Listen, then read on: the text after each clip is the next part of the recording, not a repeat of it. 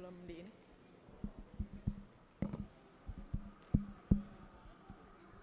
Halo semuanya.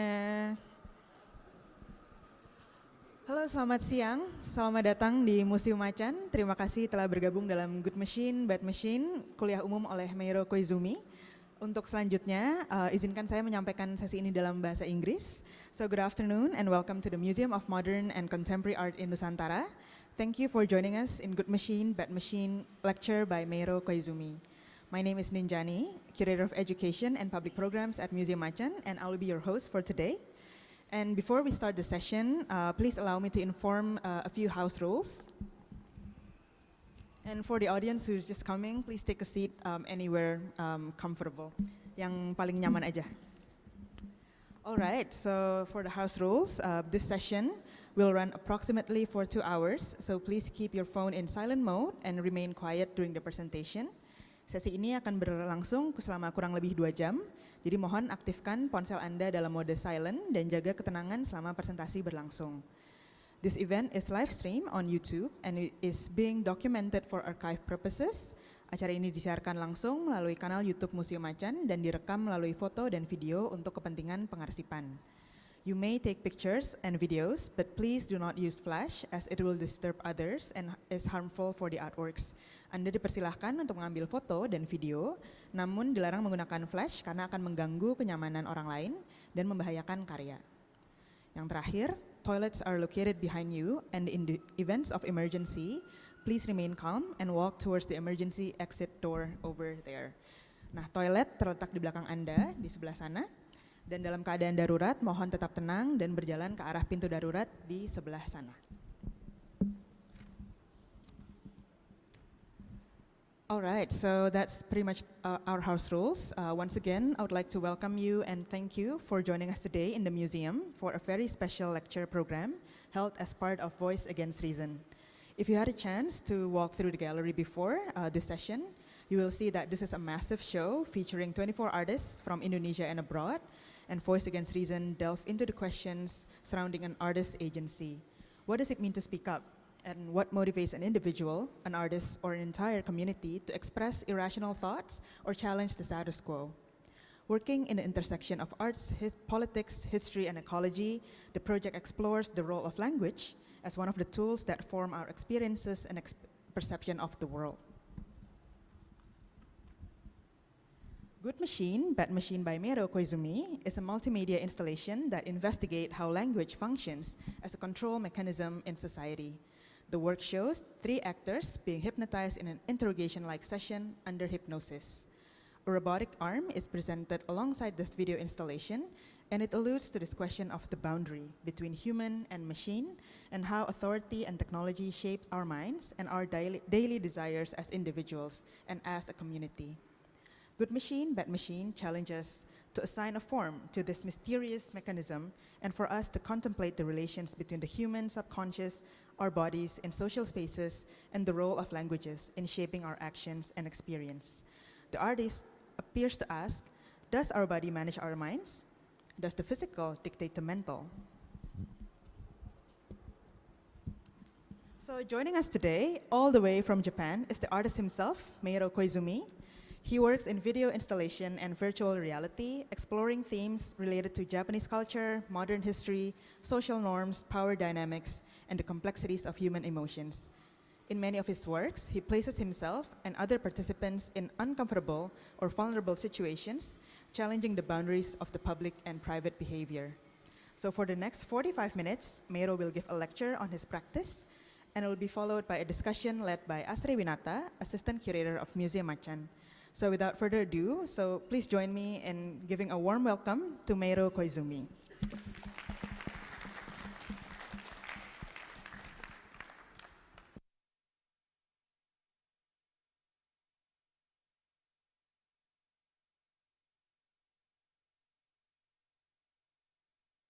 Hello, thank you very much for a great introduction, Lynn, and thank you very much for creating this fantastic opportunity for me to talk about my work in this exhibition, fantastic exhibition.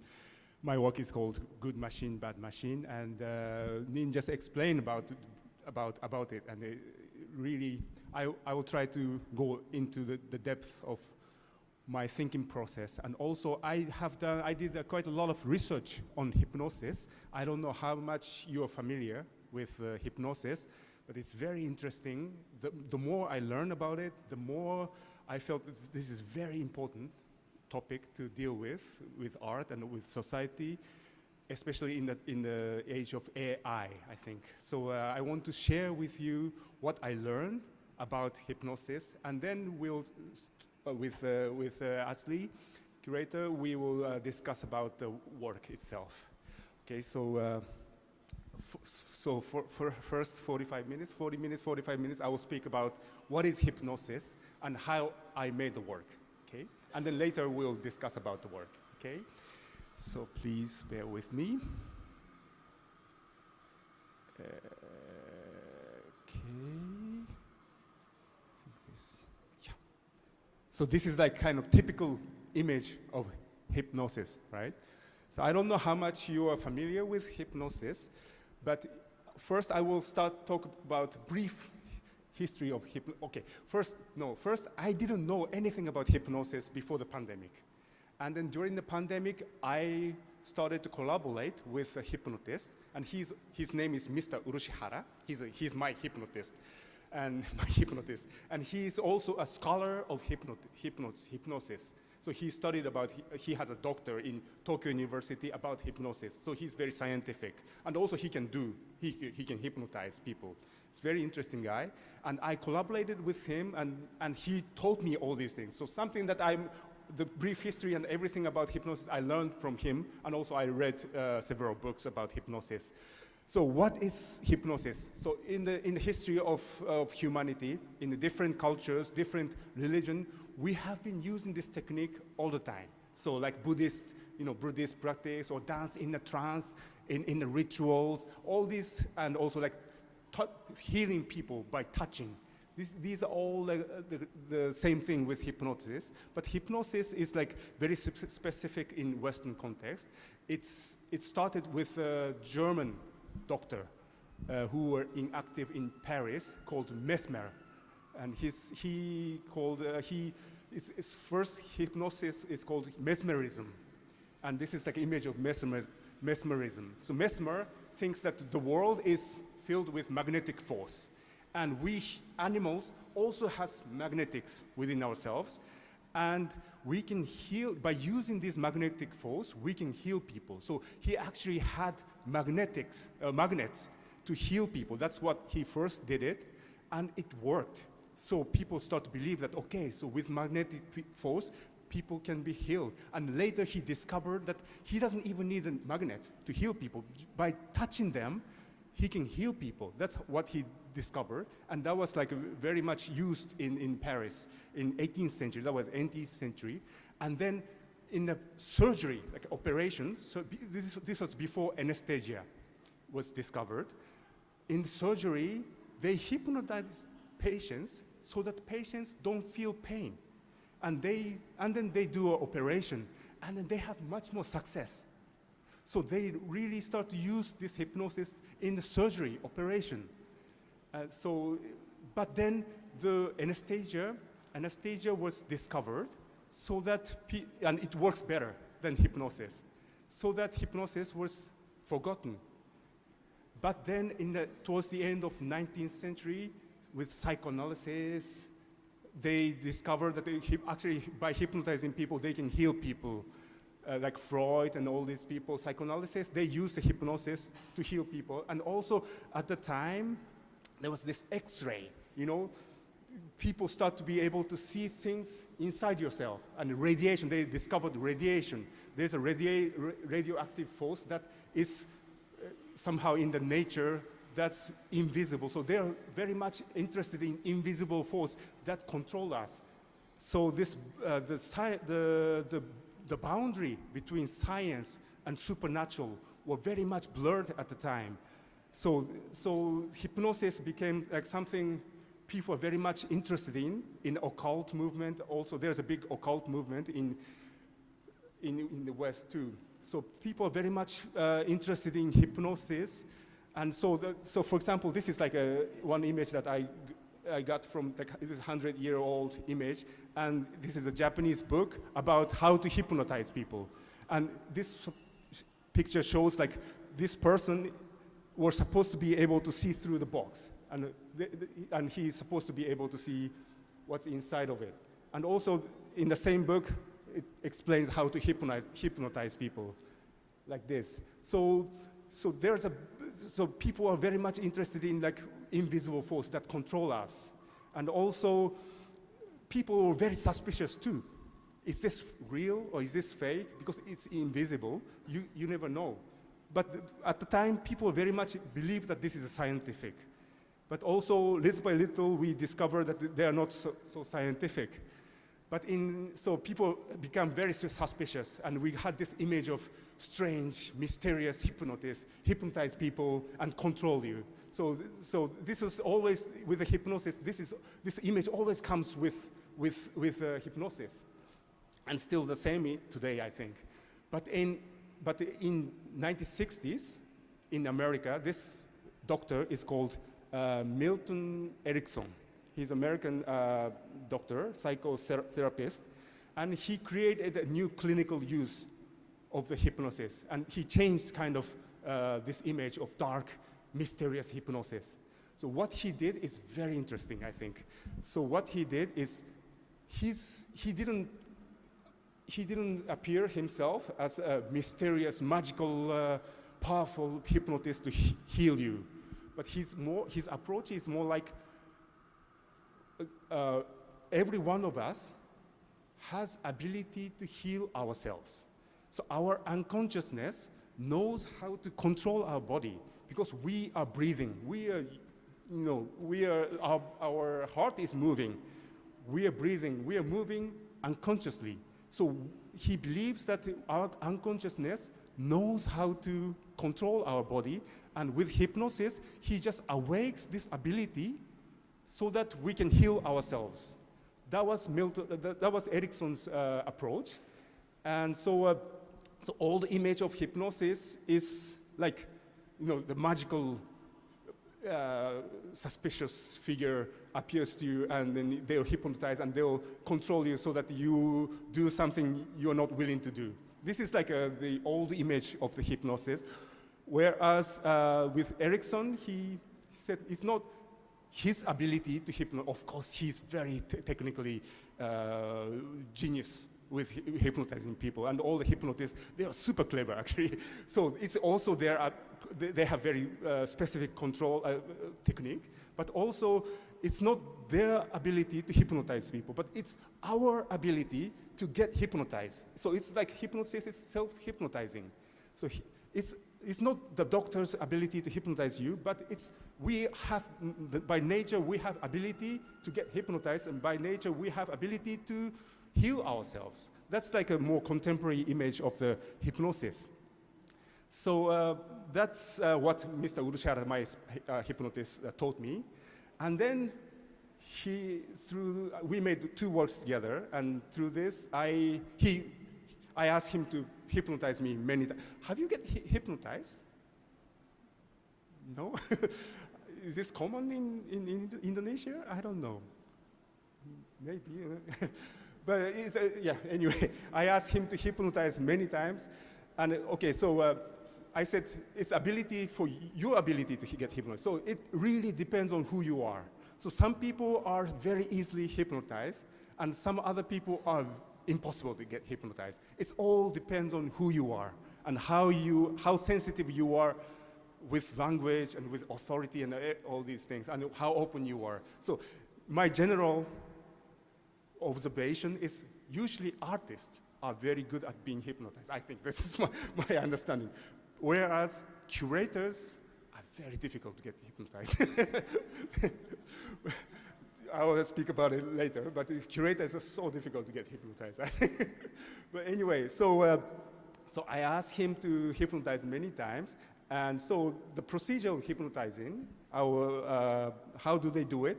So to get hypnotized, first you have to be getting trance, the state of trance. Trance is like your state of mind is not the normal, but you kind of forget the time, and you are very much focused on something. For example, listening to music and you are feeling really good, then you forget about the time. That's kind of state of trance. And also you take drug. I don't try to take drug, but probably when you get drug and you can get in trance. Or breathing and meditation. Then your mind goes somewhere else, and your mind goes deep into your body, your consciousness goes into the body. That's also the state of trance. So first, with hypnotist, make you focus on things. So usually he doesn't use this, but this is like classical technique to get you in trance. So you look at this, you focus on this circle, and with breathing technique, they have many different techniques to put you in the state of trance. And once you are in the trance, your consciousness, your focus is very much inside of your body.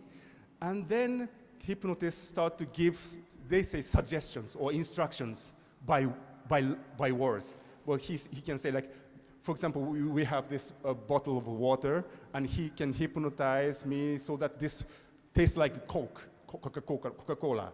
And this is not so difficult. He can really do it. Or, for example, make you not be able to stand up. So he can say, now your leg is very stiff and you feel like your leg is like a stone, and now you cannot stand up. Try to stand up. The more you try to stand up, the more you cannot stand up. By words, he kind of start to control my body and my emotions. And for example, make a person in front of me a different person. So he can hypnotize me in a way so that this person becomes my father. Or forgetting about name. This is super interesting. So he asks you to imagine a blackboard in your mind and take a chalk, right? And he asks you to write down your name. So you write down your name, and you take eraser and erase your name, right? And he asks you your name. So what is your name? And you cannot answer it. And he asked me again, like, so take chalk again, write down Michelangelo. So I write down Michelangelo, and he asks you, so what is your name? Michelangelo. This sounds very strange, but for some people it can happen. And this is not the most difficult hypnosis that he can make. So it really depends on person, who you are. And also the hypnosis, it really depends on the kinds of hypnosis. Some hypnosis is easier than the other. So that's how hypnosis works. And, sorry, let me see, depends on, yeah. And so I think hypnosis shows how vulnerable we are towards language. And more specifically, hypnosis shows how vulnerable our brains are towards the order or instruction given through language from the position of authority. This is really important. So one of the books said, if there are slave and master, slave can hypnotize, master can hypnotize slave, but slave can never hypnotize the master. So it's really important. There's a hierarchy here.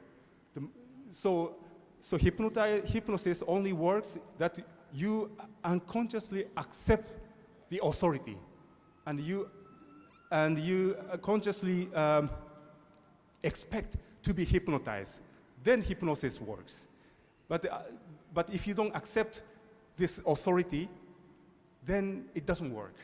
So that's how it works. And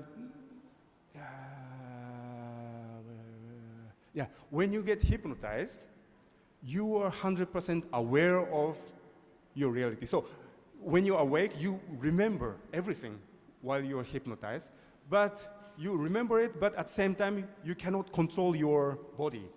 That's like what's happening in the hypnosis. So you feel like you have two of yourself.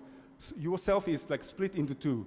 One of myself is listening to the instruction. Another self is observing myself. That's what's happening with hypnosis. And this is how I understand how hypnosis works. So So when, for example, when hypnotist asks you, instruct me not to move my finger, right? But 99% of the time, we can move our finger freely. Like moving finger, we don't need verbal instruction to give our body to move. We just drink water, we move our fingers, we walk around, we chat with people, we eat. This is done without verbal instruction. We can do it as an animal. We can move around. But hypnotist says, now you cannot move my finger. Now you cannot stand up. Now you cannot do this. You cannot move your tongue, right? So he kind of orders you as if like every movement is done through verbal instructions. Am I making sense? Yes. So, so moving fingers and instruction of moving finger, like verbal instruction of moving fingers, usually belongs to two different modes. They're different, right? But when you are in trance, the inner mapping of our body and mind is changed, so that as if they are on the same, we feel that as if they are on the same plane. Moving finger and verbal explanation of moving finger, or standing up, and verbal expression of description of standing up are kind of mixed up, so that once you accept this mode, that mixed up mode, then you accept the instruction of the hypnotist. So I think that's how, this is like my interpretation, but I think that's how it works with hypnosis. So that, and also this mixing mode of our free movement and verbal mode is very much, that's how the society is structured. Because we are humans, are the social beings, and we communicate each other with language, and that's how we structured, that's how we built our civilization, our society. So our brain is very much adapted to this mixture of verbal language mode and our free body mode. So in the society, they are very much mixed, and the kind of hypnosis kind of shows the very mechanism of how that works within one body. So that's why I think hypnosis is very interesting and very relevant to deal with my art, because it kind of speaks about the society, and because society is made with law and propaganda, SNS, AI and all these things. And they are like, our society is very much structured through verbal information and verbal ideas and abstract ideas. So we don't know how much is our free will and how much is controlled choice, how much is conditioned choice. We don't know it. So that's why I think in the social sphere, we don't know where this mode of hypnosis is in function, and how much freedom we have from this mechanism. We don't know it. So that's why I think it's very interesting to deal with the hypnosis. So that's my understanding of hypnosis. So I need to take a water.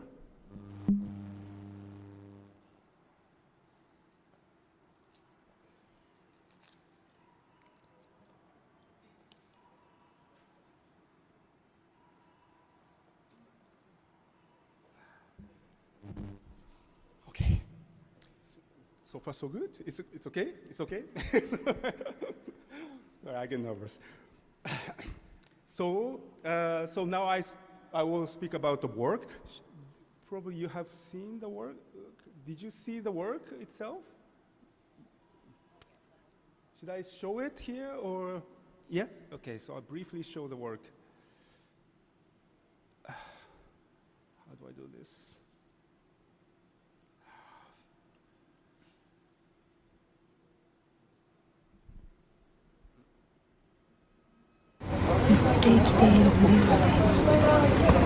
必死で生きているふりをしています。必死で生きているふりをしています。必死で生きているふりをしています。必死で生きているふりをしています。必死で生きているふりをしています。あなたは美しいです。必死で生きているふりをしています。必死で生きているふりをしています。あなたは美しいです。必死で生きているふりをしています。必死で生きているふりをしています。夢を見ています。必死で生きているふりをしています。この美術館は夢を見ていあなたはます。美しいです。あなたはこの美美しいです。術館は夢を見ています。あなたは美しいです。この美術館は夢を見あなたはています。美しいです。あなこの美たは美しいです。術館は夢を見ていあなたます。は美しいです。この美術館は夢を見ていまあなす。たは美しいです。この美術館は夢を見ていまあなす。たは美しいです。この美術館は夢を見ていま What す。 this museum is dreaming. I prepared like 20 different lines, and they're repeating these lines again and again and again. While they're repeating, they get hypnotized by a hypnotist, so that their emotion is controlled. Wait, later.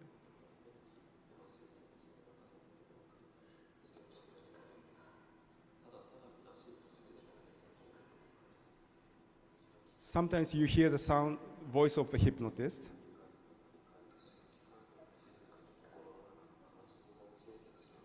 必死で生きているふりをしています。必死で生きているふりをしています。必死で生きているふりをしています。必死で生きているふりをしています。必死で生きているふりをしています。必死で生きているふりをしています。あなたは美しいです。必死で生きているふりをしています。必死で生きているふりをしています。あなたは美しい必です。死で生きているふりをしています。必死で生きているふりをしています。夢を見ています。必死で生きているふりをしています。この美術館は夢を見ていあなたはます。美しいです。あなたはこの美美しいです。術館は夢を見ています。あなたは美しいです。この美術館は夢を見ていあなたはます。美しいです。あなたはこの美美しいです。術館は夢を見ていまあなたす。は美しいです。この美術館は夢を見ています。あなたは美しいです。この美術館は夢を見ていまあなたはす。美しいです。この美術館は夢を見ています。あなたは美しいです。この美術館は夢を見ています。あなたは美しいです。夢を見ていあなたはます。美しいです。死んだ彫刻たちが踊っています。夢を見ています。死んだ彫刻たちが踊っています。夢を見ています。死んだ彫刻たちが踊っています。夢を見ています。死んだ彫刻たちが踊っています。この美術館は夢を見ています。死んだ彫刻たちが踊っています。この美術館は死んだ彫刻たちが踊っています。人間を演じさ死んせられています。だ彫刻たちが踊っています。人間を死んだ彫刻たちが踊っています。人間を演じさせられています。人間を演じさせられています。人間を演じさせられこれは生ています。きるための儀式です。人間をこれは生き演じるためのさせられ儀式です。ています。これは生きるための儀式です。演じさせらこれれは生きるています。ための儀式です。もう声を出そうとしても全く声が出ないことに気づく。私は今機械では心の底からその言葉を言う。ここは美この美術術館で館は夢を見す。ています。ここはこの美術館は夢を見ています。ください。です考えてはいけません。ここは美術館で人間をこれは演じさせられ宗教的です。ています。人間をこれは宗教的演です。じさせられています。これは宗教人的です。間を演これはじさせら宗教れています。的です。人これは間を宗教的で演じす。させられています。これは宗教的です。人間をこれは宗教的です。 This これは work is commissioned by Mori Art Museum in Tokyo. And from the beginning of the process, we decided to make work about hypnosis because during the pandemic, I made online artwork using hypnosis. So during the pandemic, we cannot go to the museum, so I made online work, and you hear online the sound of hypnotist hypnotize you. So you can hypnotize yourself in your room. And that was kind of online performance work that we made with hypnotists. So Mori Museum knew that I made this work, so they decided they wanted to make another work with me about hypnosis. So what we did is first I invited all the museum staff, curators, museum staff, all the stuff. And I asked the hypnotist to hypnotize them. So first, everybody tried to get hypnotized, and some people get hypnotized, some other people didn't get hypnotized. But anyway, they learn what it is. Like they learn, it's not like a suspicious thing, but something that can be dealt scientifically. So first we did hypnosis sessions. Then later, I had this idea of there's a robot arm in the exhibition, and I had this idea of mixing this robot arm with hypnosis. So I had this robot arm, and I had group of people in the museum, and I asked the hypnotist to hypnotize them. So we do the experiment, how to make the work out of this hypnosis. So we had several sessions of experiments. Then through the experiment, we kind of work became like this. And through the experiment, we got 3 very good performers who were very good at being hypnotized. So these 3 people are very, very good at being hypnotized. So any kind of suggestion, they'll listen to it and they can alter themselves. So their hypnosis can be used in the sports, like sports athlete. They use it. They self-hypnotize themselves so that they can perform better. So these people are so good at hypnotizing themselves. So anyway, we got these 3 special persons, and the filming took place in one day in the filming studio. They were in a different booth, so they don't hear each other. But they have earphone in their mouth, in their ears, and they hear hypnotist's voice, and they get hypnotized. And hypnotist had 3 monitors, and they were monitoring everybody, and he hypnotized these people. And we had whole day, but we had each session was 20 minutes. And each 20 minutes he hypnotized them, and after 20 minutes they have rest and another session. So we had 10 different sessions. It was a long day, but for the whole days they had to repeat lines over and over again, different lines. So that's how we filmed. And in the Mori Museum, this is how it looks. In the Mori Museum, we had 3 robot arms moving all the time, and this is how it was installed.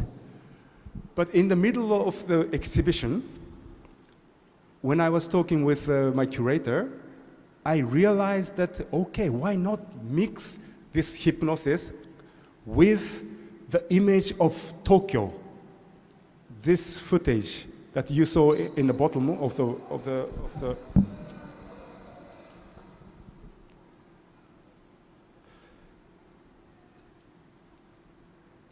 So footage are something that I filmed in the street of Tokyo since 2011. So 2011 was the time that when we had earthquake. And after the earthquake, I kind of sensed that, okay, big rise of the nationalistic sentiment in the society. So I decided to go back to the street of Tokyo when there is a, let's say, racist demonstration or emperor's ceremony or Olympic parade.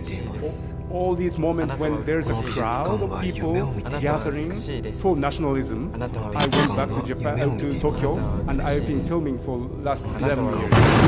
And so this image is the image of these scenes.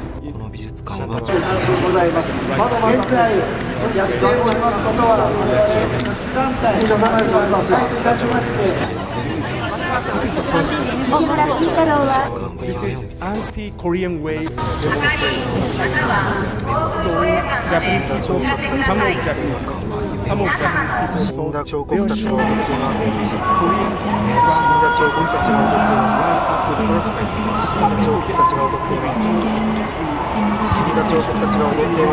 around the TV stations,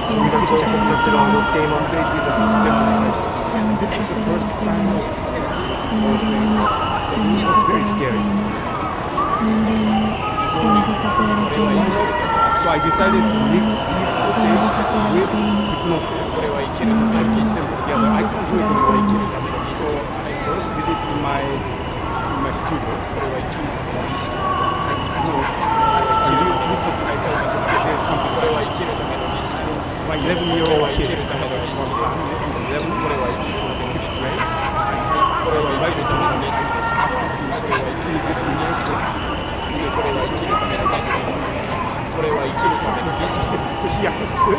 So I think instantly I understood that this is the work. So I was already happy with how it turned out in Mori Museum, but by adding this footage to the installation, I really felt that the work is complete. So I'm really glad that this is like a funeral of our previous prime minister. Anyway, so that's how I made the work, and also this footage of the street of Tokyo and footage of the hypnosis, they have different durations. So every time you go in the space, they are in a different combination of the words and the image. And so it's generating all the time, generating different meaning and different possibility for the meaning. So that's how the work, that's about the work. And that's how I made it. Okay, so Astrid, I think that's it about my, yes, so, yes. Thank you so much, Meiro-san. Yep. That's a very insightful presentation. So I guess I will start the discussion. Wow, there are a lot of additional questions I think Sure. I have for you. Sure. Just from hearing your presentation just now.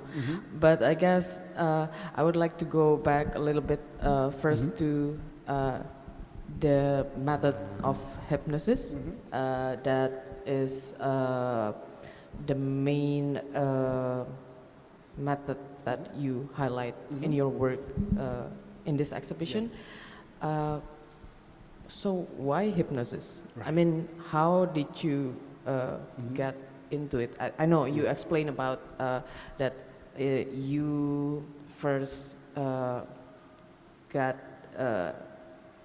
to know hypnosis after the pandemic hit Japan. Yes. But can you? Yeah, sure. I think there are two reasons. One is video. I've been making a lot of video installation works, and video is like hypnosis. It's video making and hypnosis is very close. Because let's say with a painting, with a piece of painting, it's so difficult for you to cry with one painting, let's say. Maybe you have this once in your lifetime experience, crying in front of the painting or crying with a sculpture. And these sculpture and paintings must be great. But with video, it can make you cry, it can make you angry so easily. Anyone can make such a video. It's not so difficult. So video has already had this, video as a media already has this power, or by nature it has power to control our consciousness, control our recognition, control our emotions. That's within video as a media. And I've been making video all these years, and I've been questioning about this nature of the video. Why does it control? What can you do with control? Because that is very much connected with propaganda and how politics use this media. So that's what I've been very much interested in. So that's why I was always interested in hypnosis, because of the video. And you know, when you have hypnotists use the language. Every sentence, every word he uses is very specific. He uses it in a way so that he can control you.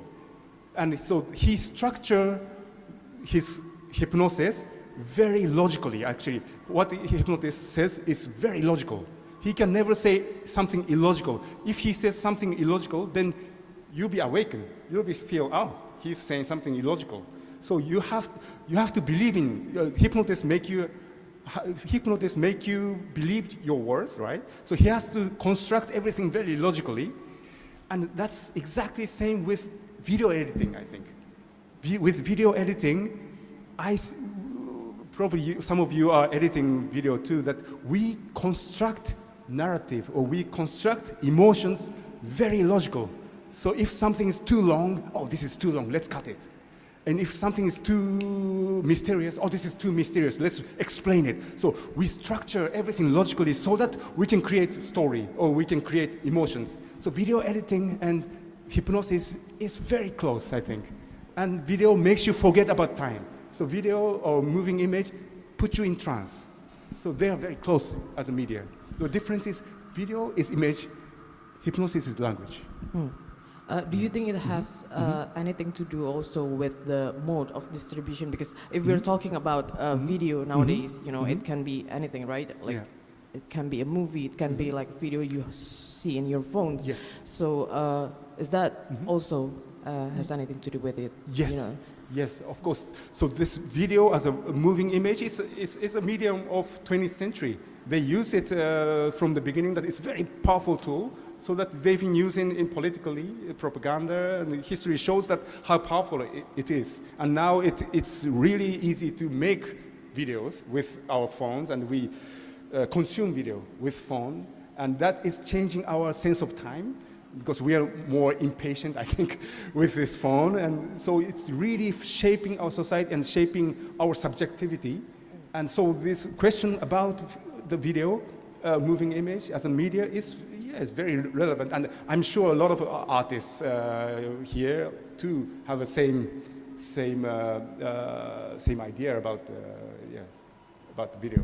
So it's a very carefully constructed Yes, mode very much. of Yes. control. Yes, yes, Yeah, yes. It can control our perceptions very easily. Yes.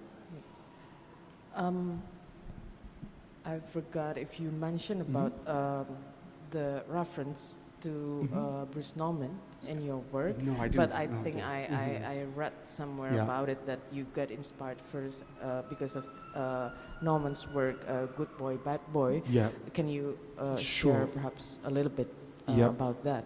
Yep. So, do you know this artwork called Bruce Nauman's artwork, Good Boy, Bad Boy? Have you seen this work? This is like a classical video artwork made in 80s by American artist Bruce Nauman. And I wish I can show the video. If you Google it, Bad Boy, Good Boy, Bad Boy by Bruce Nauman, then you can see this video online. I was preparing to show it with this machine, but now I cannot use this machine. So, but anyway, in this, is it possible to show it here or not? With this, is this connected with internet? This machine is connected with internet? No? Is it connected? Okay. How do I do this?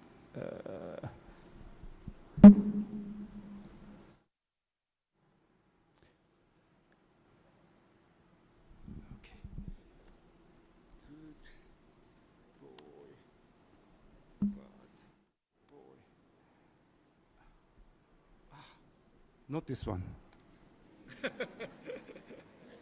Bruce Nauman. Oh, no, man. This one. This is a classical video artwork. Do they show? Yep. Full screen. Oh, how do I full screen this? Oh, shit. No.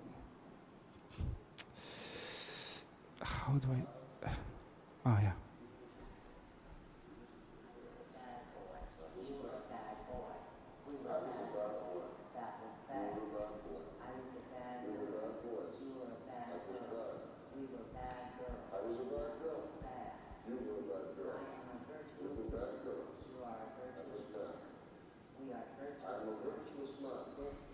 So these two actors are instructed to repeat a line like, I'm a bad boy, you are a bad boy, we are all bad boy, I'm a bad girl. So these like abstract sentences with different emotions So as the work progressed, I was I was a good boy. You were a You good were boy. a say good the boy. same line with We different were You were good good emotions. boys. Acted. That was good. That was good. I was a good girl. You were a good I girl. was a good girl. We were good girls. You were a good that girl. was good. We were good I girls. was a bad And in boy. the end, That was You good. were a became bad very boy. hysteric. We were I was a bad bad boys. boy. That was bad. You were a bad boy. I was a bad.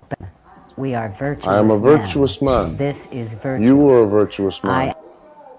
Virtuous we are man. virtuous women. You were a virtuous man. This we is are virtue. virtuous men. Beautiful work. This is I am virtue. an evil But so man. it's the same speech, same language, same sentence, acted in a different emotions, so that the message becomes different. So this work shows like when you say I'm a good boy with smiling, then you feel like okay, he's sincerely saying this. But when you say I'm a bad boy, then you feel like there's a cynicism or anger. So the same line can be interpreted in different ways, and this is like it shows the width of how the message can be delivered with language and structure of language. This is beautiful work, but all these emotions are acted out, and I wanted to take this work into one step further, so that the emotions of the actors are not acted, but they are controlled by the hypnotist,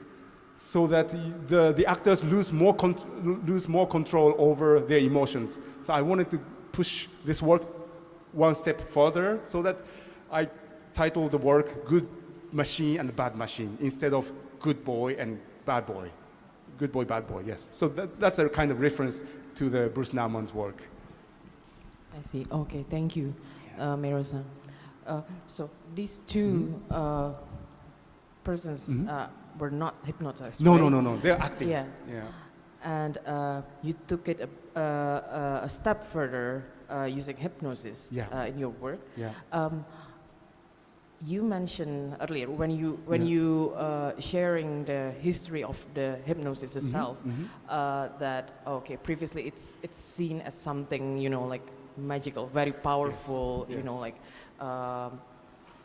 that the fact that someone can control your mind and tell you what to do. Yes. But then in a more contemporary perspective, it's became the other way around, or Yes. that it is our ability, Yes. ourselves to let hypnotized. ourselves to Yeah. be hypnotized. Yeah. But from what I see from your work, Good Machine, Bad Machine, it's something different, right? Because you show in your work that clearly these three actors are being controlled, being hypnotized, and they're being very vulnerable and being told of what to do, of what to say, and how it is, the correlation between the contemporary view and what you show in your work. So although they are controlled by the hypnotist, the point of hypnosis is that hypnosis only works with expectation. So if you don't expect to get hypnotized, you don't get hypnotized. So these people, three people, performers in my work, they're expecting to get hypnotized. Because getting hypnotized is kind of interesting, because it changes how we see the world and how we see ourselves, our bodies. So we kind of have expectation to experience something different. And when you have this expectation, then you get hypnotized. And also, you unconsciously have this expectation, or you unconsciously accept the authority of the hypnotist, so that you get hypnotized. So if you want to resist it, you can resist it. But for example, in the cult group or brainwashing, they kind of take away this resistance. For example, like how they brainwash is like put you in somewhere in the nature with a group of people, and they take a phone, watch, and everything away from you, so that you don't know what time it is now, and you don't have any communication with outside, and you are with group of people, and they say something, then they make you very tired, and they can make you not sleep for a long time, and after a while you lose the control over yourself. Then they can hypnotize you very easily. So that's how they brainwash people in the cult group. They use, so the technique of hypnosis is very much used in the cult group, and that's how they use it. But in a normal context, we usually can resist, and we can remember it. So hypnotizing is not about sleeping, it's more like awakening. So you really remember everything when you get hypnotized. I see. Yeah. Okay. Yeah. Yeah.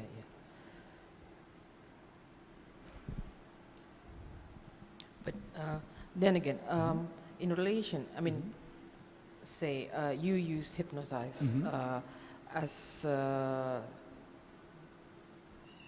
you adopt the method to maybe talk about the control mechanism,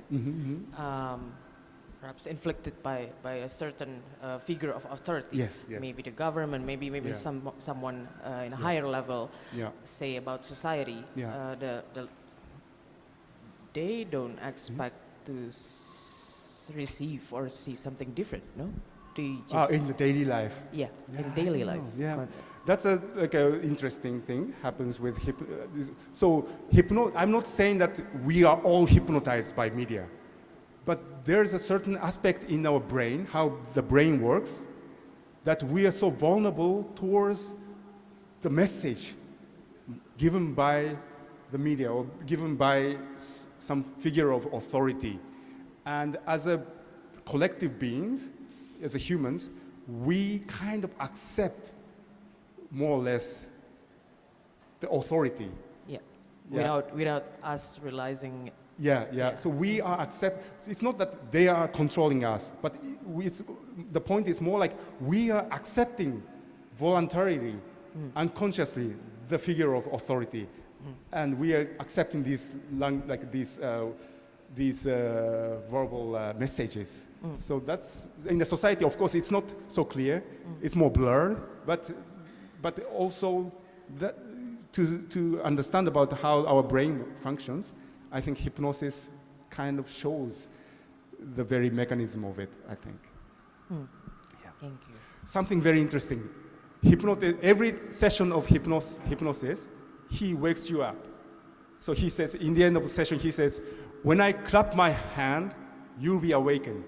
And that's the end of the hypnosis. So every time now you're awake, and then you wake, and then no longer you're in the state of hypnosis. But he said something very interesting, the hypnotist. He said, he's not actually wake you up. He said, he's actually giving you another suggestion that you will be awakened. So he said, there's no end to the hypnosis. He's just giving you order to be awakened, and that's also the part of hypnosis. So once you get hypnotized by certain hypnotist, it's easier for you to get back to be hypnotized again with the same person, because you are still almost under spell of his hypnosis. So this is very scary.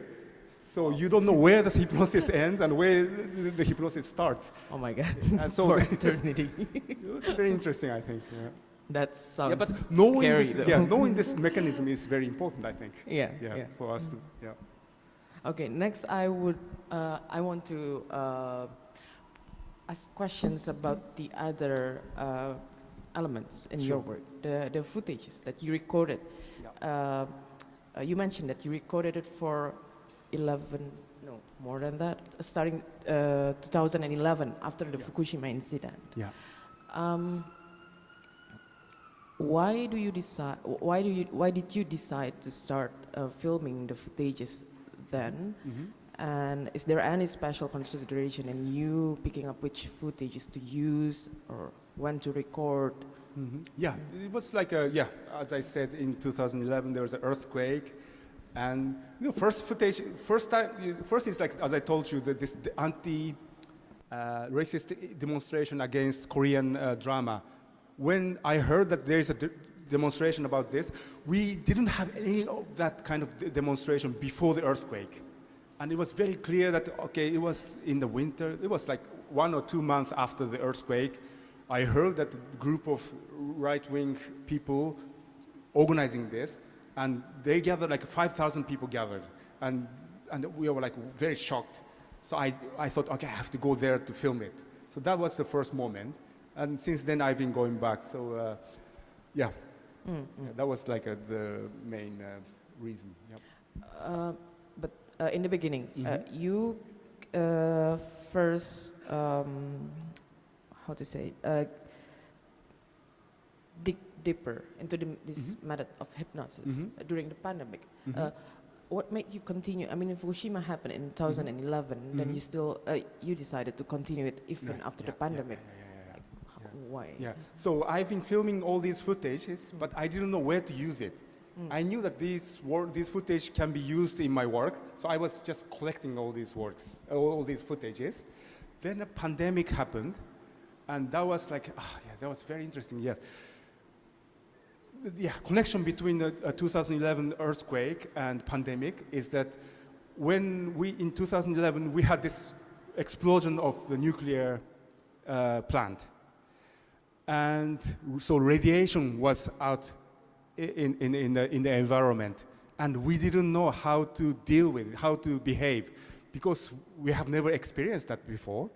And also radiation, we cannot see the radiation, so we don't know how to fear it. If you suck in radiation, it doesn't hurt you. You don't feel it, and you cannot see it, so we don't know how to fear it. But they say, government says it's dangerous. So we have to be fear of radiation. So this fear was created through this informations and very abstract information, and we have to follow it. So but this piece of information really changed the way you look at the society. So you go out on the street, but so the look of the street is the same. It's the same bus, same train, same group of people just walking around. But with knowledge of radiation, we feel like, are we safe? I don't know. Might be a dystopia. So this piece of information about abstract information, invisible radiation, really changed the way we look at the cityscape and landscape of Japan. That was a big shock for me. And same thing happened with coronavirus, I think, because we cannot see the coronavirus. And at the beginning, we didn't know how it can be spread. Can be spread through the air, or it can be all spread through touching. We didn't know. So we didn't know the nature of this virus, but they say it's dangerous. So with the uncertain information, very abstract, we had to create a new rule. And with this new rule, a new normal, we look at the same landscape, same cityscape, and they looked so different. That was very close to what's happening with radiation. And with also statistic, how many people died, how many people in the hospital. These are very abstract information you get from the media. And through this media information, you look at the same landscape, same cityscape, everything looks just different. This is actually always happening in our society. Like, our society is based on very abstract idea of freedom, democracy. These are not something that you can see, but it's a very abstract ideas. But society is structured through these abstract entities, but we don't notice it. Because it becomes normal, and this radiation or coronavirus, it just make this mechanism very visible, and that is very much to do with how the hypnosis works. So I thought there's a big connection between these two. So that's why I think I started to make work about hypnosis during the pandemic. I think earlier we discussed a bit how it is different, because just like I mentioned to you, the Fukushima accident, because I read some articles about it, and some Japanese experts said that it's an accident, it's a disaster made in Japan. Yeah. Despite all the, human error, all the technical errors, there are some experts that said it is the very fundamental problem that we have are to be found in the ingrained conventions of Japanese culture. Our reflexive obedience, our reluctance to question authority, our devotion to sticking with the program, our groupism, and our insularity. but I guess Corona is a bit different because it came from out of Japan, right? Yeah. Is that was there any difference in terms of response? Yeah, from for the me society? it's the same with Corona or radiation. How the government, in general, I'm generalizing us, but Japanese people are very obedient. we are so good to follow the order, follow the rules, and we somehow likes harmony. But that means if you break the harmony, you will be excluded from the society. That's like general idea of Japanese society, and I think it's very true. So, for example, yes, it was very interesting. When earthquake happens and when the radiation, when they had this accident in the nuclear plant, we were watching two different footage. So one is from BBC, like outside the media. Another one is from Japanese media. And we are comparing them all the time to make sure that we are getting correct information.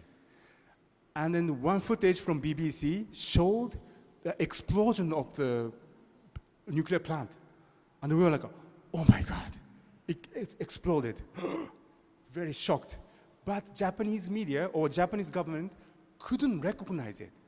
So everybody knew that it exploded. But Japanese media said, no, something might have happened, but we are not so sure. So it took like 1 hour for Japanese media or government to recognize what we already knew.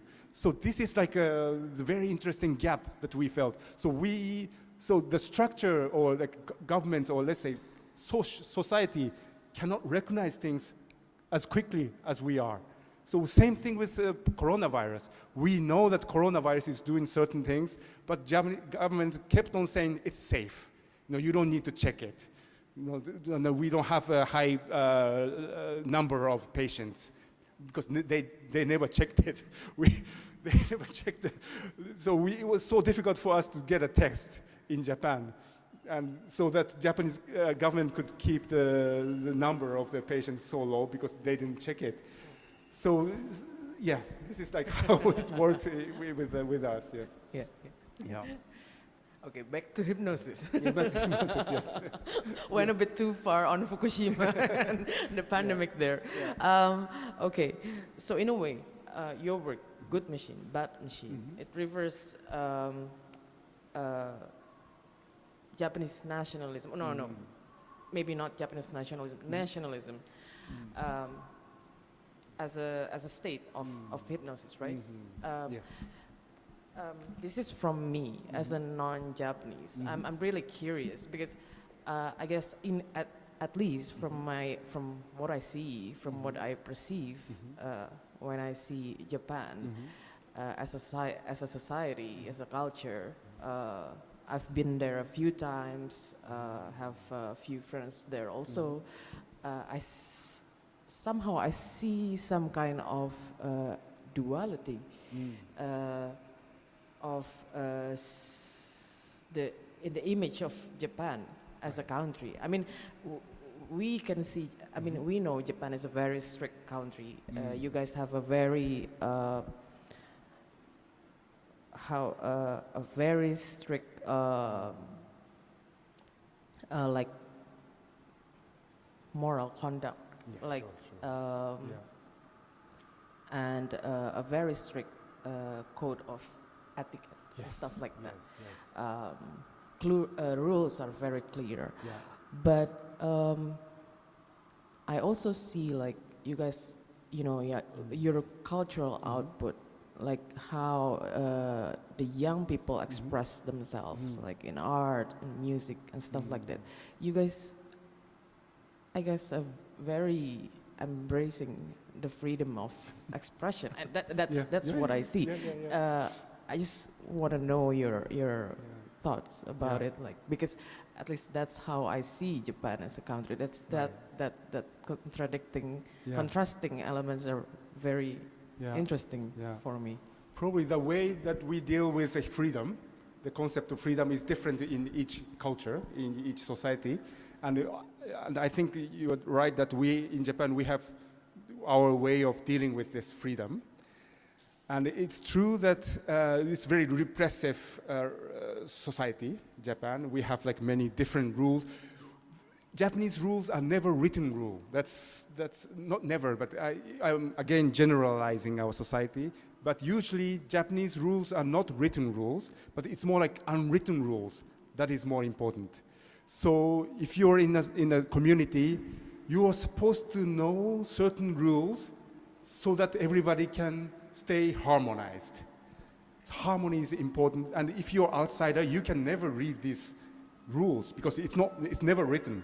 We call it air, like atmosphere is more important than rule. So a lot of laws are not as important as rules. For example, our emperor by law, he's just symbol. And by law, it is allowed to do anything with him. In terms of the making fun of the emperor, it's allowed by law. You can do anything with the, and police can never control you if you do this. But the unwritten rule is very strong, so that if you do that, then you get attacked by the society, by the people. So there's no written rule about making fun of the emperor, but there's unwritten rule, very strong unwritten rule about making fun of the emperor. And if you do that, you get attacked by somebody. Again, yeah, this is how, it's control. Very clear, yes. But within this, since it's not written, young people especially, I think, or if you're angry people, hey, there's no rule. Why not do it? And you do it. So often we have very violent depiction in animation, or people can be very free because there's no rule. But if you do that, then little by little you learn that if you do that, if you go against the social norm, if you break the harmony, you get attacked. So with SNS, you get big attack on SNS once you break the rules. So it's true that we have this level of freedom, but also we have this level of repression from the public. That's interesting. And it's not I guess it's different from here.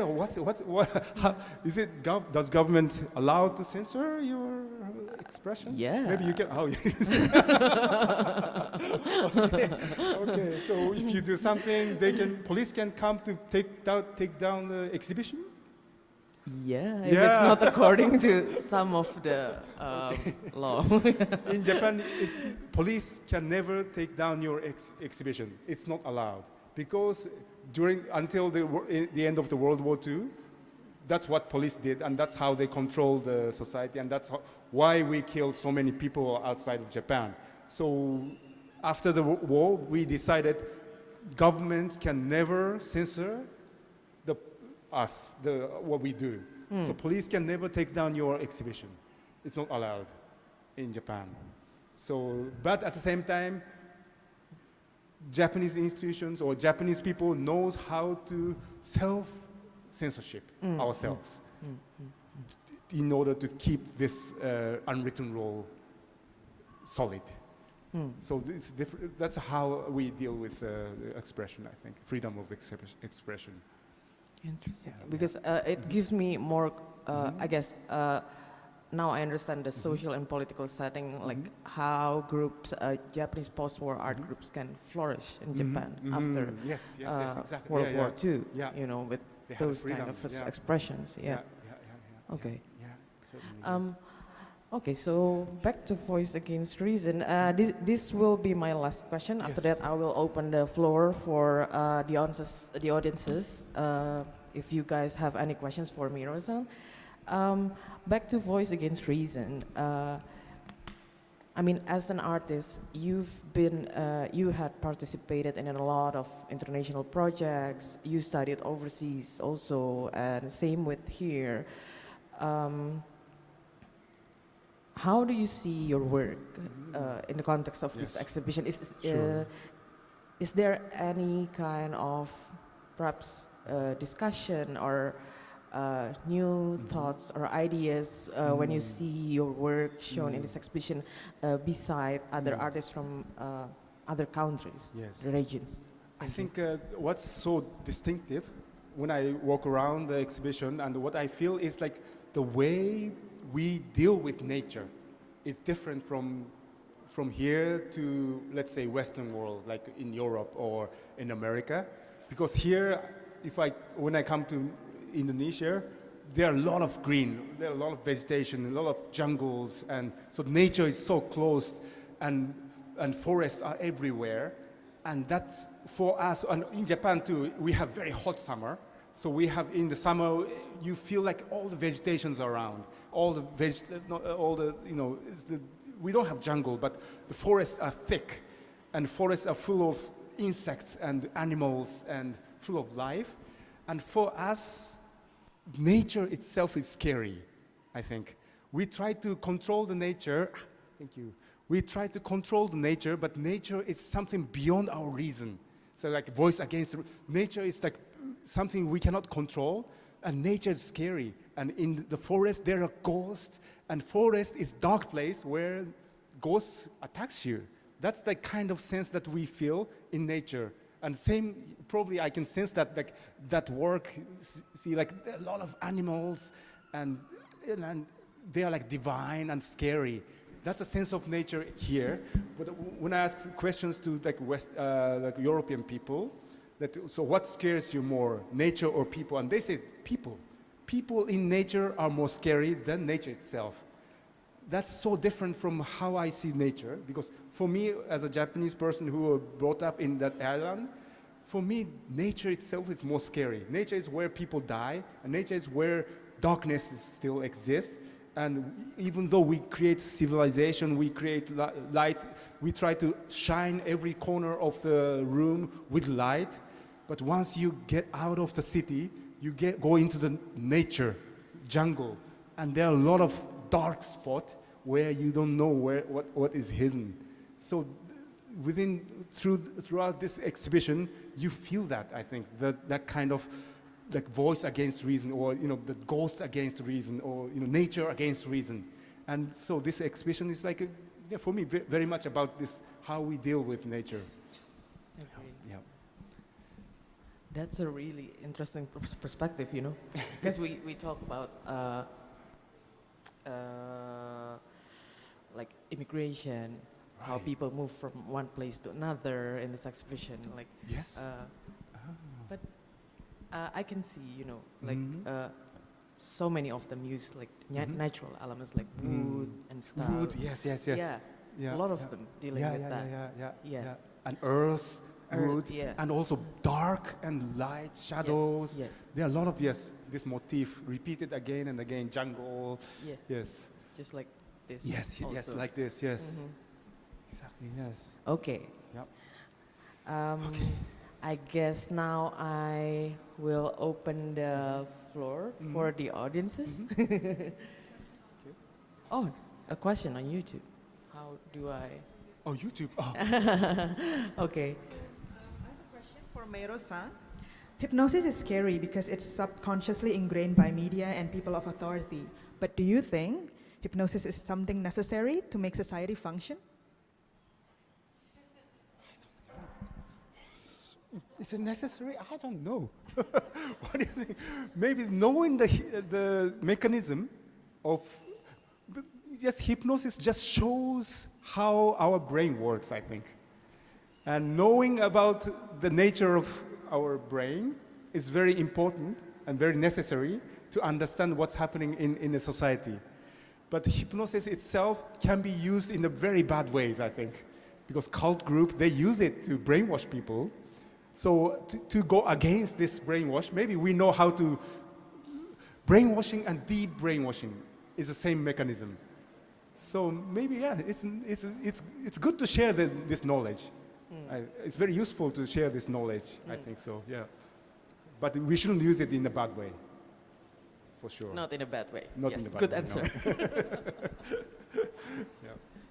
Is there any of you guys that have questions for Meiro-san? Please feel free. Let's just make it. Yeah, please. Hello, Meiro-san.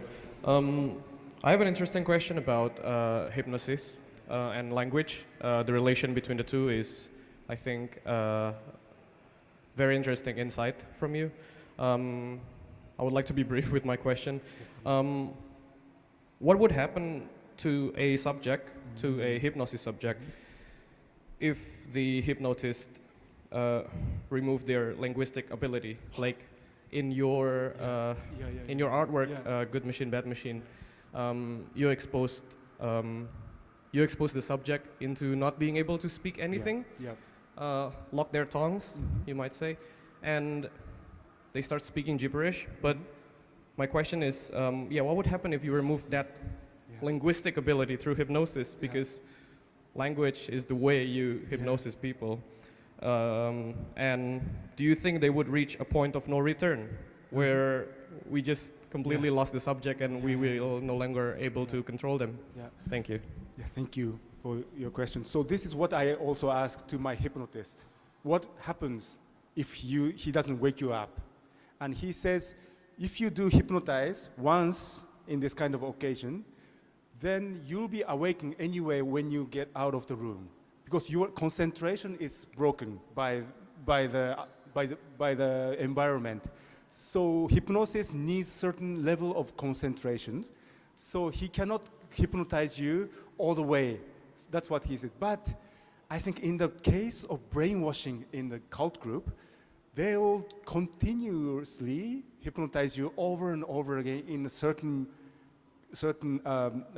environment, so that they can hypnotize you in a way that you don't get awakened even after you go out of the society. So I think there is a level of hypnosis. But if you do this in this kind of occasion, then you'll be awakened after you get out of the environment. That's what he says. Yeah, thank you.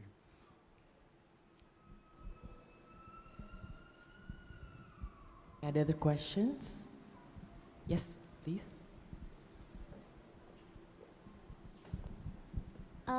Is there a way where someone could hypnotize another person without the person getting hypnotized realizing that they are actually getting hypnotized? Sorry? Like, they don't realize that they are getting hypnotized, but the person is hypnotizing the other person. Yes, Is there without a way knowing, to do that? yes, I think so. That's what, yes, I think so. That's how they do it in the brainwashing people in the cult group. For example, they have like 1 week seminar, and they go into the nature, and they don't know that people who get hypnotized, they don't know what they're doing. But by not knowing, they are actually getting hypnotized by the group guru, or these. They have certain method to hypnotize you. So yes, it can be possible, I'm sure, yes. So it couldn't happen in a short-term thing?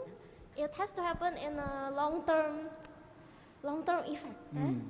I think when you do a yes, in the long term, it can be happen within our daily life. For example, we are exposed to TV commercials or what you see on SNS.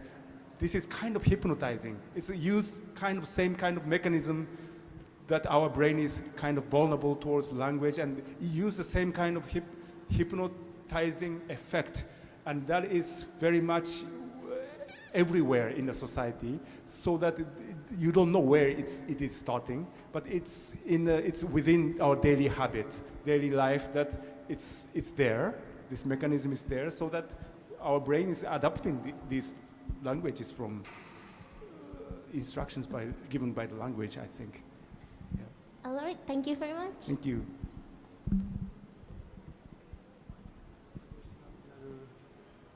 Yes. After listening to your lecture, it just makes me wonder on how it could be so useful and also dangerous. And do you think we should avoid being hypnotized, or like is there any way that we can avoid to be hypnotized? Because it could be so dangerous, right? Yes. So I think knowing this mechanism is very important. And I learned from the book that when you try to de-brainwash people, what they do is they hypnotize again, and then they hypnotize, and then they create this hierarchy again, and dehypnotize this person. Am I making sense? So dehypnotization, de-brainwashing can only be done through hypnosis. So you have to hypnotize again this person so that this person believes in something right, something not incorrect. For example, dehypnotizing people. So when you are brainwashed to believe in some guru, for example, then you have to hypnotize this person again so that this guru is nothing. Make this person believe that this guru is nothing, but for example, democracy and all these other things are more important. This kind of brainwashing, the brainwashing is done through hypnotizing again. So it's very complex. Yes. I guess it's a very complicated subject, but so when we get dehypnotized, do we get our control over ourselves back, or? I don't know. This is a question of how much do we have control over ourselves in a daily life. This is like my question. We think that we choose to drink water, buying water, and we choose to do things in a society freely. But when coronavirus pandemic happens, or with the radiation, we realize that what we thought which is normal was not normal. It was all conditioned by the society, by the culture, education, so that, and this is very powerful. Like, let's say 80 years ago, Japanese people thought, let's say like Chinese people as somebody, we didn't think that they're like same human beings. That's why they could kill people. So we can be brainwashed, like whole society can be brainwashed quite easily. And we thought dying for the emperor was a beautiful thing. And everybody believed in this. But after the war, we realized, okay, that was a very stupid idea. But until the end of the war, the whole society really believed in this. And nobody, of course, some people had doubt, but they couldn't raise their voice. And we had to lose the war to realize that, okay, that was wrong. So the whole society can be brainwashed quite easily, I think. Not quite easy, but can be brainwashed. So, yeah. I see. Thank you. Thank you. Thank you. In real life, if we're talking about dehypnotizing ourselves, say if we're under a state of under hypnosis, say it's a bad thing, then if you if we're talking about real life, is it the cure maybe to discover something better, right? But are we just subjecting ourselves to another state of hypnosis? Yeah. I think so. So that's like always repeating the same mechanism over and over again, and we have to know what's right and what's wrong. And that's why I think we're doing this art. And, that's why we are thinking all the time. We don't know the answer, but we think that this is right things, and we have to share it. So this is ongoing process of knowing how the society should be, and what's right and what's wrong. Yeah. Oh, will we ever? Yeah. Okay, Nindi? Actually, I have a question. Okay. I think it's a very interesting topic, and how through the explanation you said that radicalization is a form of hypnosis in a way to a mass in a certain time, right? This leads to a question also. I was wondering, social media and algorithm. Yes. Do you think it's also now a form of hypnosis? Yes. Because people are just very addicted to it, and it can form or dictate how you act or how you think. Yes. I think so very much, because it's so addictive, and it's so affecting people's opinion. So politically it's getting stronger and stronger. And also with AI, when you use the AI, it's all language based, and it puts you in the patterns so that we feel like the language is getting too strong. And it's so interesting when you try to generate image with AI. And when I say like Japanese emperor, for example, and you click it and you try to, and then they show the very cliche image of Japanese emperor. And so that's how people tag the image through the within the network of the data, but which is quite different from the actual emperor, the image of emperor. So this like tagging the image with language now is so advanced with AI that the way we perceive the reality visually is also the language pattern is kind of interfering or kind of starting to control it or starting to put them into the patterns. And I think that's very scary, but also interesting topic for the artist to deal. Again, good and bad depending on how you use it, right? Yeah, I think that also relates to your question. The question to us all, I think for me also personally ask, do we even still have free will? So I think that's something. Yes, that's a big question, and it's a very philosophical question, and it's getting, this question can never be, there's no right or wrong, but it's always there, and very important, yes. Yeah, thank you. Any other questions?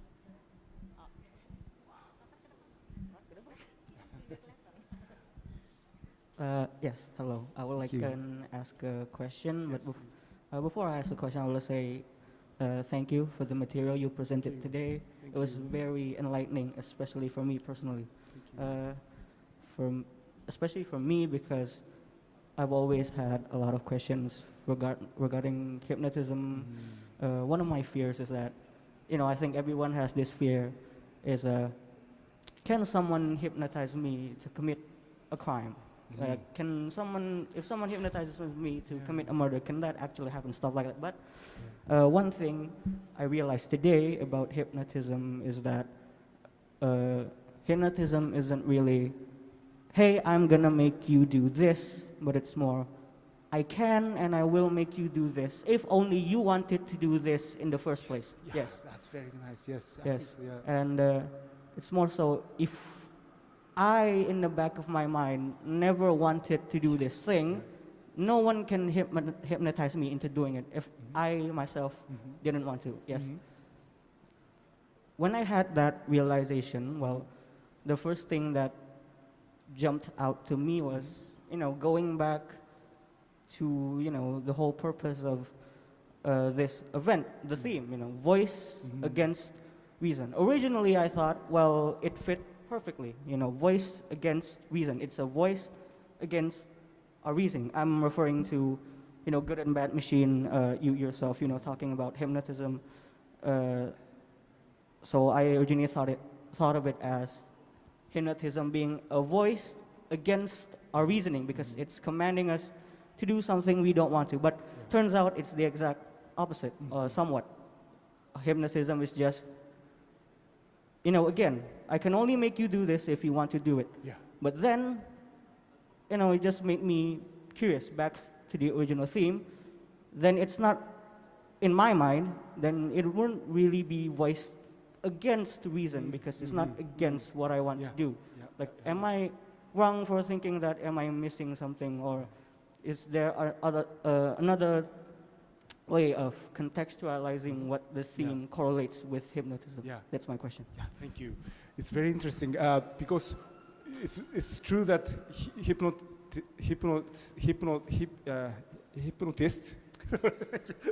hypnotist says that, no, it's you who wants to do this. Yes. Yes. So I want to share this one story about this kamikaze pilot, like a Japanese suicidal pilot during the World War II. So these pilots, they volunteer for the suicidal mission to hit their plane to the American ships. So they volunteer to kill themselves. That's what they say. It's not never. They say they are never get order to kill themselves, but they say we wanted to save our country. We wanted to save our sister, brother, mother, that's why I do it. I sacrifice myself. That's what they say. But so it was their choice to do it. But of course it's order.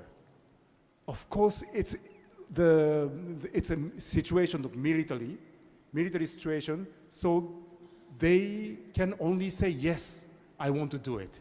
So their personal choice is already conditioned by the situation of military, education in the society, and culturally, we all thought beautiful to die, kill ourselves for the society, for the emperor.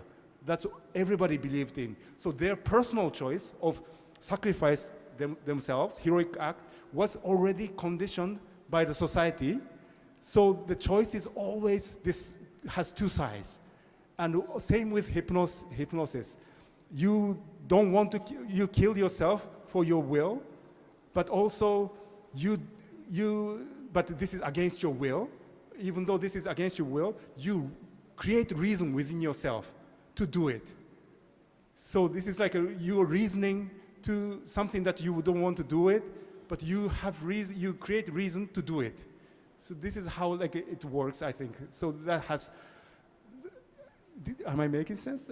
So one could say that the essence doesn't lie in the fact that is it within reason or not? It's within is the reasoning conditioned, like the reasoning itself is how you say it, constructed, not is it within reason or not? Is the reason okay.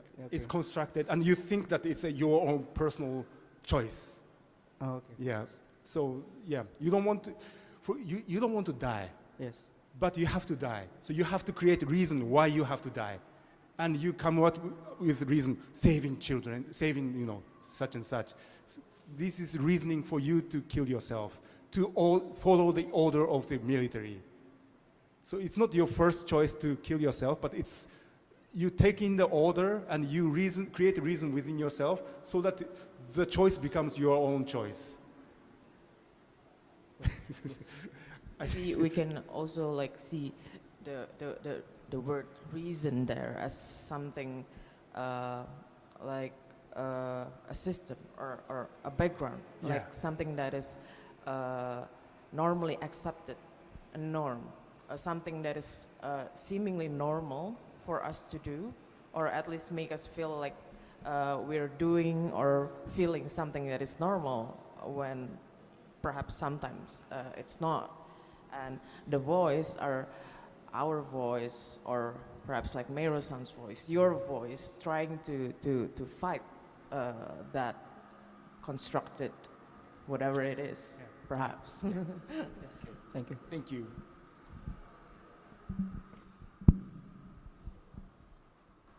Indy, is there any time left for questions, or should we? There's still time. Maybe one last question? Okay. Thank you. So, between placebo effect and hypnosis, in which it can affect someone's mentally or suggestively, do you think placebo effect is same as hypnotize, or hypnotize give placebo effect? A placebo? Yes. Ah, yes. Placebo, yeah. I don't know, placebo. Hypnosis, placebo. How does it, what do you think? Placebo, I never thought. Yeah, in this context, I never thought about placebo. Placebo is like you take a fake pill and you take and, oh yeah, so it uses, yes, now yes, it uses our ability to heal ourselves, right? So they're also saying about this touching, healing, heal people by touching.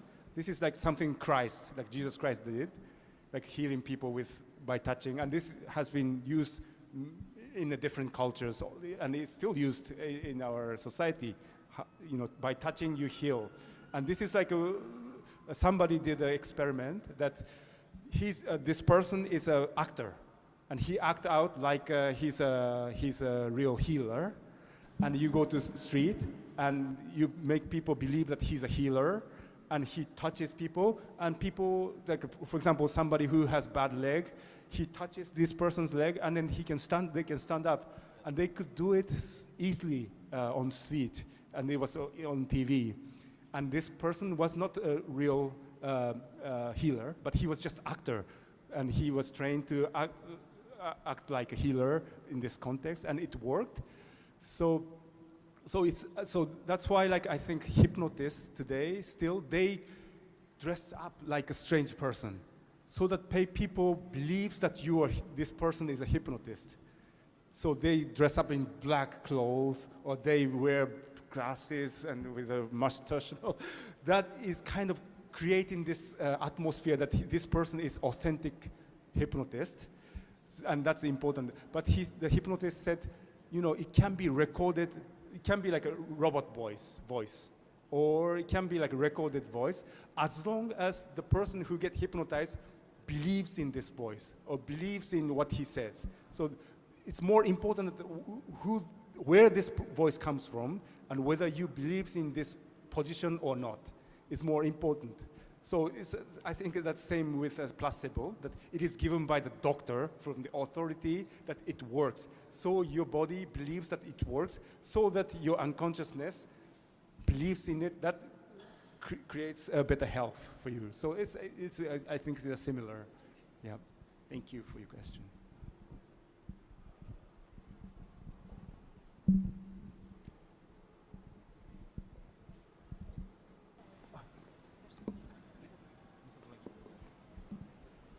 Is there any more questions?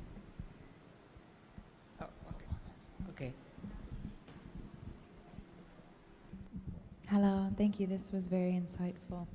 Thank you. I have like a half-formed question relating to the hand, if I recall, yeah? I'm from the United States, and it's fascinating when I go back home and I see it's a society very, very invested in television. Conversations revolve around what happened on the shows. People have televisions in almost every room. Some of my friends, they have televisions in the bathroom, in the kitchen, right? It's very, very a part of the society. And so, of course, with that kind of thing, people are very susceptible to what they see constantly on the television.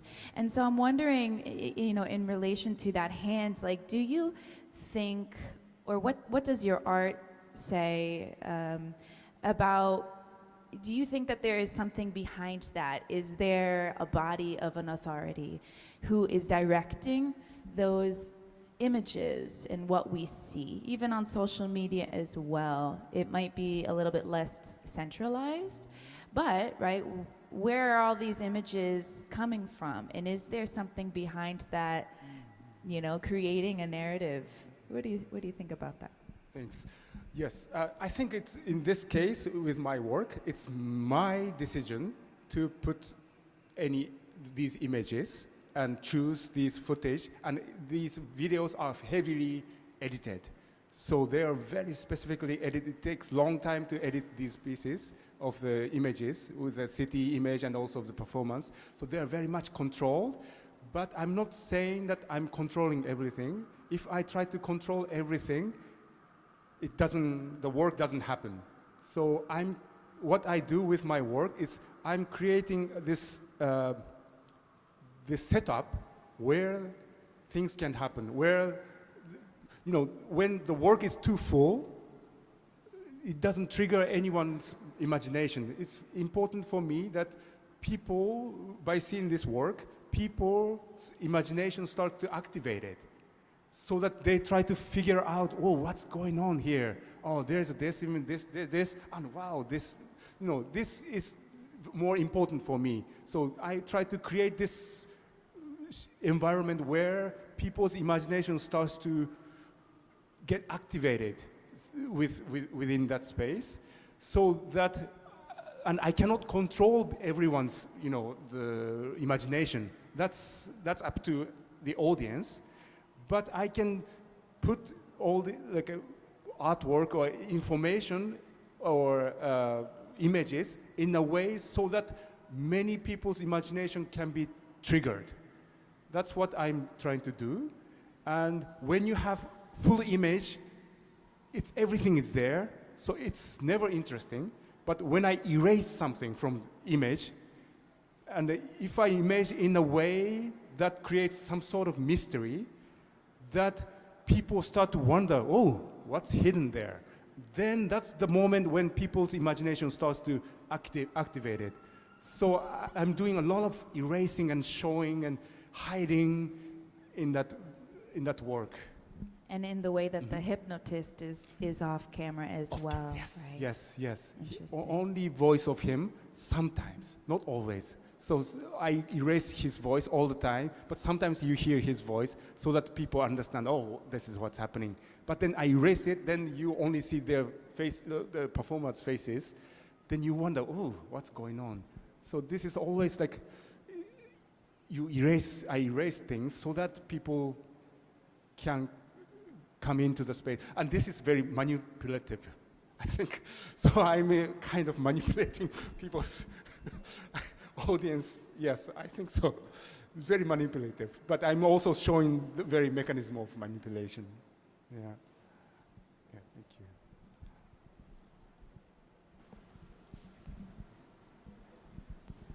I guess that's all, yeah? All right. Questions that we had for today. So Nindi, please. Back to me. Back to you. All right, so please give a round of applause for Meiro and Asri. Thank you so much for your time. No, thank you. Thank you. Terima kasih untuk teman-teman yang sudah bergabung sampai sejauh ini, sudah menahan dingin juga. Mohon maaf untuk temperaturnya ya hari ini. Sebelum aku tutup acaranya, aku ingin mengucapkan terima kasih sebesar-besarnya kepada media partner untuk acara kita di siang hari ini, yaitu Tanam Tumbuh, yang sudah mengajak teman-teman untuk bergabung sebagai bagian dari proyek belajar. Nah, apa itu proyek belajar? Mungkin aku ingin mengundang Mas Barli dari Tanam Tumbuh untuk ya sekedar sharing sedikit sebentar tentang apa sih proyek belajar ini gitu. Boleh silakan Mas Barli.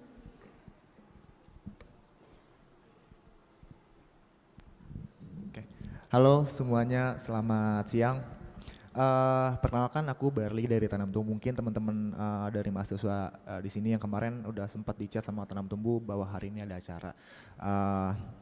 Jadi sebenarnya kalau misalnya tadi udah disinggung sama Kanindi soal proyek belajar, mungkin dari beberapa teman-teman mahasiswa di sini udah ada yang pernah ke Museum MACAN, bahkan ada yang udah pernah ikut proyek belajar. Nah, jadi sebenarnya proyek belajar itu apa sih? Karena kita melihat banyak dari teman-teman mahasiswa itu tuh yang udah semester 7, semester 8, tapi masih agak kebingungan nih mau kerja di mana atau mau fokus di mana setelah kuliah gitu.